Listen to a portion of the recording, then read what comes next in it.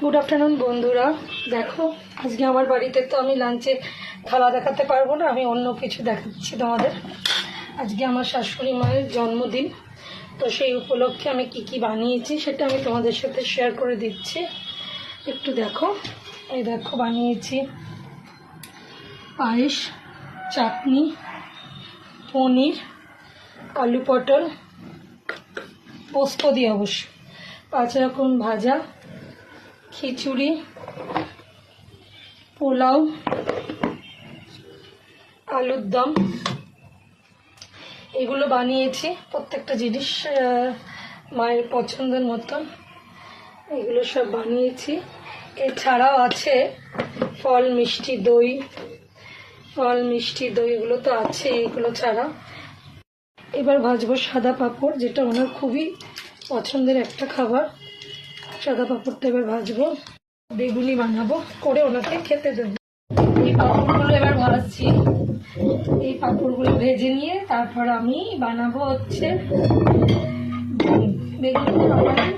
আমি দিয়ে দেবো, অলমোস্ট আমি রেডি করে দিয়েছি, ওদিকে পুরোটাই রেডি করে দিয়েছি। বেগুনিটা এটা লাস্টে ভাজছি, এবার খেতে দেবো। তোমাদের সাথে পুরোটাই শেয়ার করছি। তোমরা আমার বন্ধু, তোমাদের সাথে শেয়ার করলে আমার হবে বন্ধু। আজ মাকে দেবো বলে একটুখানি শাড়ি করেছি। প্রত্যেক বছর এই দিনটা এইভাবেই কাটাই, তাই আজকে আর সেটা মানে উল্টো হবে না আর কি। প্রত্যেক বছর এই দিনটা এইভাবেই কাটাই, আর এইভাবেই যতদিন আছি আমরা কাটিয়ে যাব। এই সাবুকাপড় খুব প্রিয় ছিল আমাদের সন্তানরা। যদি আমরা কাপড় এইভাবে আমাদের মনে করে তাহলে আমাদের জীবনও ধন্য। এরপরে এই যে বেগুনি ভাজছি, দিয়ে সব সাজিয়ে দেবো। বেগুনি ভাজা হচ্ছে,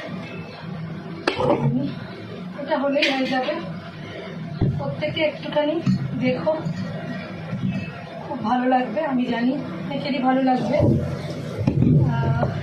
সাথে থেকো, পাশে থেকো, সব ভিডিওগুলো পাঠাচ্ছি। হয়তো ফেসবুকে আজকে আমি ঠিকঠাক অ্যাক্টিভ থাকতে পারছি না এই কারণে, কারণ আমরা যেহেতু আমি এদিকে একটুখানি ব্যস্ত আছি। তোমরা আমার পাশে থেকো, সাথে থেকো, খুবই আশা রাখি তোমাদের থেকে।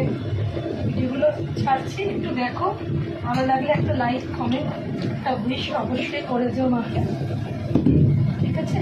তো চলো বন্ধুরা, আবার সাজিয়ে দেখাবো মাকে দেবো, যখন বেরোবো তখন তোমাকে দেখাবো। টাটা বন্ধুরা।